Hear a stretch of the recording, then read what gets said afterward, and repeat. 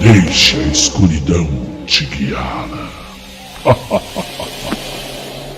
Sombria FM apresenta Cartas da Meia-Noite. Episódio de hoje: Casos reais.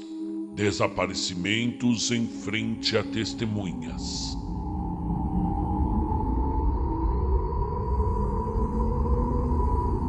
Boa noite, viajantes da escuridão. Vocês que estão agora no silêncio da madrugada, com os olhos fixos no nada e os ouvidos atentos a cada palavra que ecoa nesta madrugada maldita. Há segredos no mundo que se escondem entre um piscar de olhos. Segredos que se revelam apenas por um instante e depois se apagam para todos sempre. Imagine alguém ao seu lado, conversando, rindo, existindo. E então, nada. Como se o tempo engolisse essa presença diante de você. Não há gritos, não há corrida, não há explicação. Apenas o vazio, pesado, impenetrável, eterno. Esta noite, em nossas Cartas da Meia-Noite, vamos abrir o envelope de uma das maiores inquietações humanas. O mistério das pessoas que desapareceram diante de testemunhas. Segurem-se bem as cadeiras, mantenham as luzes acesas, pois talvez, quando esta história terminar, vocês também vão olhar para o lado e se perguntarem: e se fosse comigo? Narrativa factual. Os casos. Querido ouvinte, escrevo estas linhas para compartilhar relatos que cruzaram os séculos. Casos reais, registrados, testemunhados, catalogados, mas nunca explicados. Pessoas que estavam aqui e depois não estavam mais. Caso número 1. O mistério de Ambrose Bierce, 1913. Começo de século, o mundo se encontrava em ebulição e a América Latina, em especial, era palco de revoluções, confrontos e sonhos de liberdade. O México ardia em chamas com a Revolução Mexicana, liderada por figuras que entrariam para a história, como Pancho Villa e Emiliano Zapata. No meio desse cenário turbulento, surgiu um nome que parecia deslocado de tudo aquilo: Ambrose Bierce. O nome desse escritor, eu sei, não lhe é estranho. Você já ouviu vários contos de Ambrose Bierce no canal Conto um Conto. Bierce não era um soldado, nem tampouco revolucionário. Era, sim, um escritor norte-americano, conhecido pelo seu humor ácido, seu pessimismo cortante e suas histórias cheias de sombras. Ficou famoso por obras como O Dicionário do Diabo, em que definia palavras comuns de forma irônica e cruel, como se estivesse sempre zombando da vida. Também escreveu contos de guerra e de horror, muitos dos quais mergulhavam naquilo que ele conhecia de perto, a experiência traumática da Guerra Civil Americana, onde ele mesmo havia lutado. Mas, à medida que vinha envelhecendo, Bierce pareceu se tornar ainda mais amargo em sua visão de mundo. Aos 71 anos, cansado de uma vida marcada por tragédias pessoais, mortes de filhos, separações e aquela sensação constante de desencanto, decidiu embarcar em uma jornada que ainda hoje intriga historiadores, biógrafos e curiosos. Em 1913, ele simplesmente deixou os Estados Unidos e partiu rumo ao México, um país em guerra. O que motivou um homem idoso a trocar a tranquilidade da aposentadoria pela poeira e pelo sangue de um país em convulsão? Alguns acreditam que Percy buscava apenas o último grande capítulo de sua vida, um fim tão intenso quanto as suas histórias. Outros afirmam que ele queria morrer de forma significativa no meio da luta, em vez de definhar lentamente em sua terra natal. As últimas cartas de Percy escreveu ajudam a compor esse enigma. Em uma delas, enviada a uma amiga, ele escreve: adentrar no México com minha idade é como caminhar para a morte. Mas se for para morrer, que seja de forma emocionante. Em outra, talvez a mais emblemática, deixou uma frase que ecoa até hoje: adiante para o México, adiante para o nada. Essas palavras soam como uma despedida, como se Percy já soubesse que aquela viagem não teria volta. Relatos históricos indicam que ele foi visto do lado das tropas de Pancho Villa, o lendário general revolucionário. Supostamente Percy teria acompanhado os soldados durante as marchas e até mesmo em combates. Alguns disseram que ele planejava escrever um livro sobre a Revolução Mexicana, misturando observação jornalística e o seu estilo sombrio. Outros juraram que o escritor buscava apenas um cenário para encontrar o seu fim, como se fosse um personagem de uma de suas próprias histórias, condenado a desaparecer em meio ao caos. Depois de dezembro de 1913, o silêncio tomou conta da história. Não há cartas, não há mais testemunhos diretos, apenas rumores. Uns afirmam que ele morreu fuzilado em Ojinaga, uma cidade fronteiriça palco de batalhas sangrentas. Outros disseram que sobreviveu, mas que morreu de doenças meses depois, perdido em algum vilarejo do interior mexicano. Houve até quem sustentasse que ele voltou para os Estados Unidos em segredo, vivendo seus últimos anos no anonimato. O fato é que não existe corpo, não existe túmulo, não existe registro oficial. Ambrose Bierce parece ter se dissolvido no tempo, como se fosse uma de suas criaturas literárias. Os críticos e leitores enxergam isso como uma ironia final.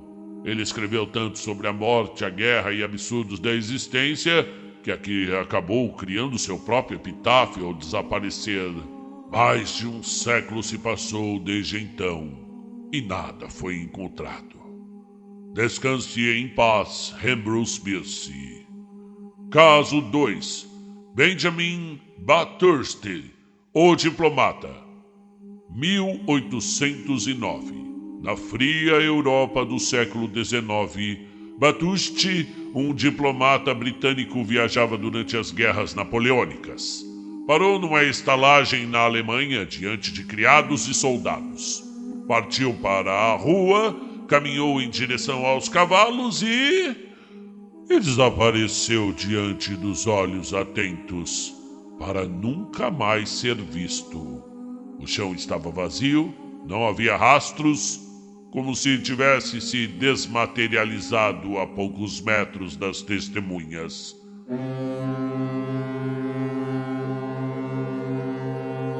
Caso 3.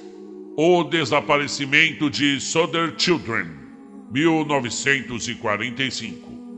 Era véspera de Natal, 24 de dezembro de 45, em Fayetteville, uma pequena cidade no estado da Virgínia Ocidental, nos Estados Unidos. Na casa da família Soder, a noite seguia em clima de celebração. George e Jenny, imigrantes italianos, estavam com seus 10 filhos. Sim, eu disse certo, 10 filhos. Após a ceia, alguns dos mais velhos permaneceram acordados, empolgados com os presentes e as histórias da festa. Por volta das 22 horas, todos se recolheram. À 1 da madrugada, Jenny foi despertada por um telefonema estranho. Uma voz feminina pediu por alguém que não morava ali. O riso de fundo e o tilintar de copos davam a impressão de uma festa. Jenny desligou, incomodada. Ao retornar para a cama, notou que algumas luzes da casa permaneciam acesas e a porta da frente destrancada. Achou tudo aquilo muito inusitado, mas nada fez além de apagar as luzes e fechar a porta. Meia hora depois, foi acordada de novo. Dessa vez pelo som de algo pesado rolando sobre o telhado. Sim. Minutos depois, o cheiro de fumaça começou a se espalhar pela casa.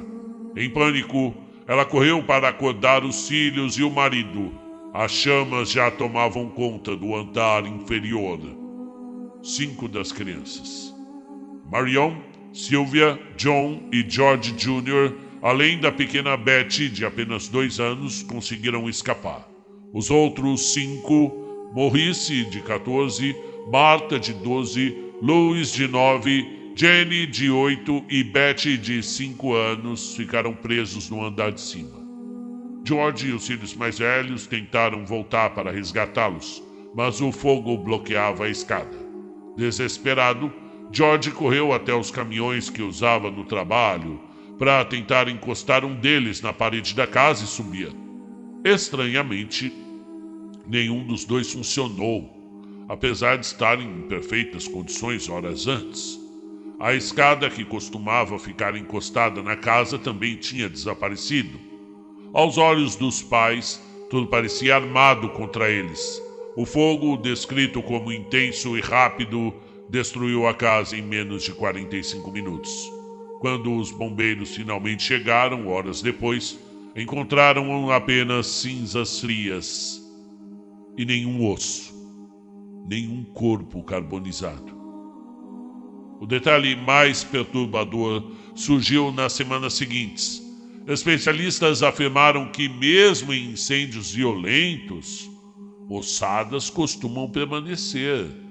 O forno da família, por exemplo, jamais reduzia ossos a nada, ainda que ficasse aceso por dias. Como então 5 crianças poderiam simplesmente desaparecer? O caso se encheu de contradições. Uma testemunha afirmou ter visto um caminhão parado perto da casa minutos antes do fogo começar, partindo em alta velocidade. Outra declarou que avistou as crianças dentro de um carro, observando pela janela, enquanto passava pela estrada. Anos mais tarde, boatos espalharam-se de que haviam sido sequestradas por vingança contra George, que mantinha opiniões políticas fortes contra o regime de Mussolini e teria feito inimigos na comunidade ítalo-americana.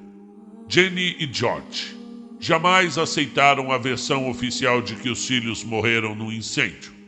Mandaram erguer um memorial com fotos das 5 crianças, colocaram cartazes oferecendo recompensa e investigaram pistas até o fim de suas vidas.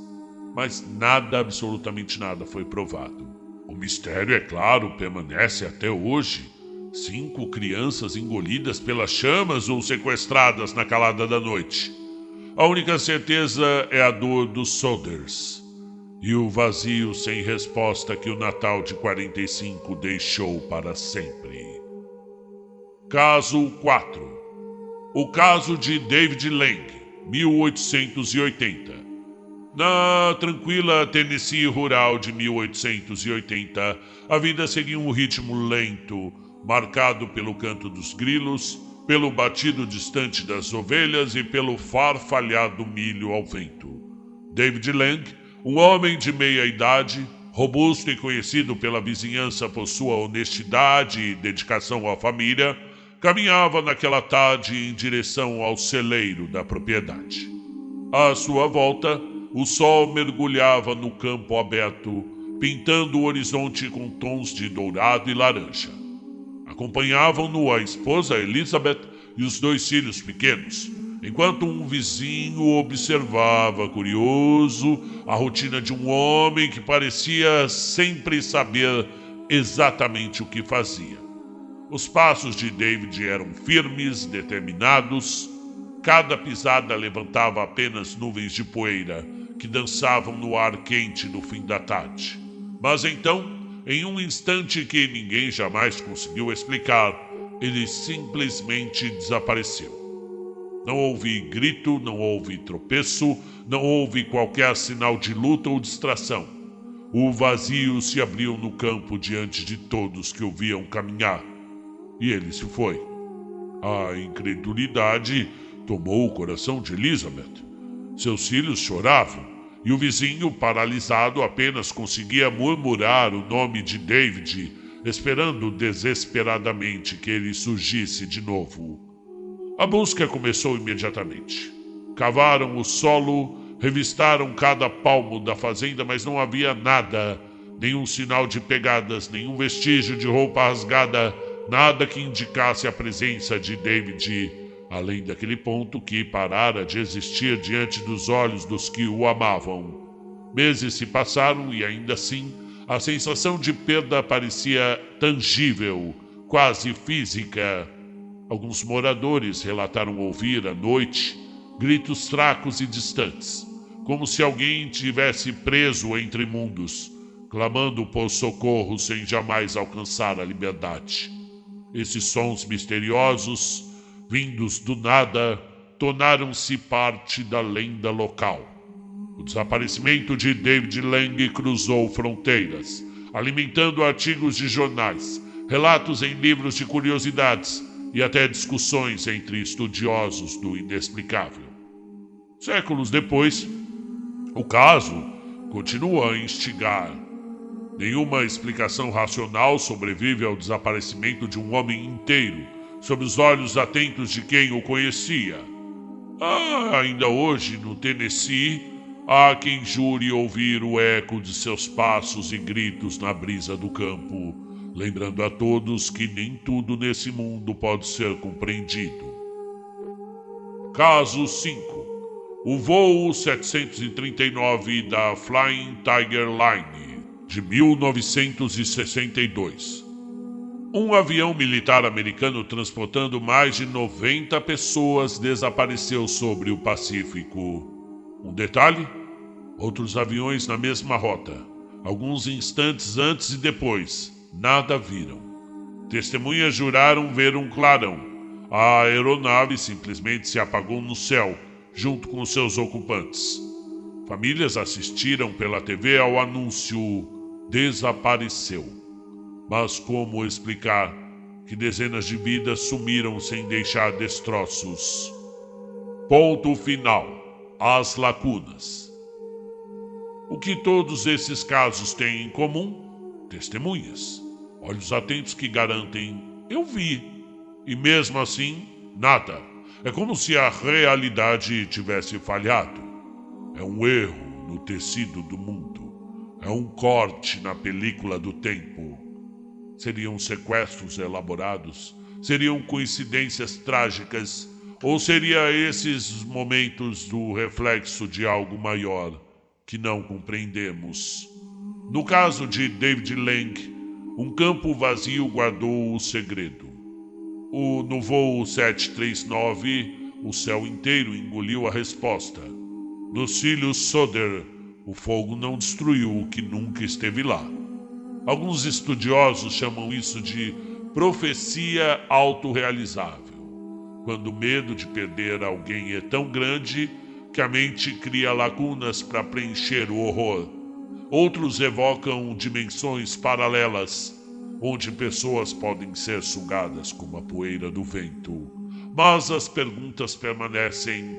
Se alguém desaparece diante dos seus olhos, o que isso diz sobre a solidez da nossa realidade? E aqui eu, abandonando o texto pela primeira vez nesse programa, faço minha reflexão pessoal. Perder alguém dessa forma é pior que a morte. Porque a morte você sabe onde está o seu ente querido. Ele está lá, descansando, em paz. Há uma certeza de que ele se foi, de que não está passando frio ou fome.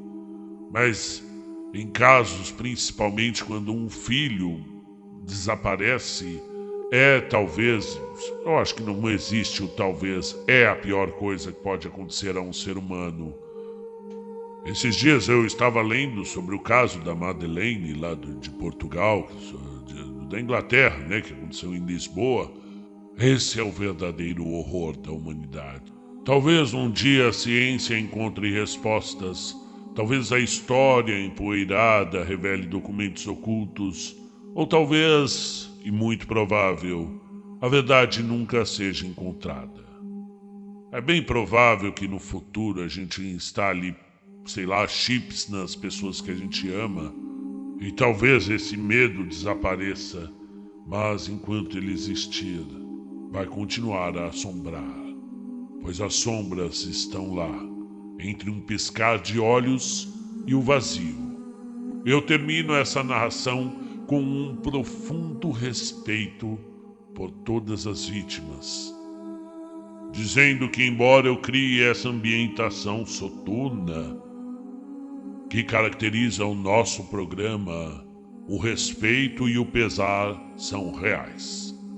Nossas mais sinceras preces a todos que estão desaparecidos e principalmente às famílias que estão procurando. Uma boa noite.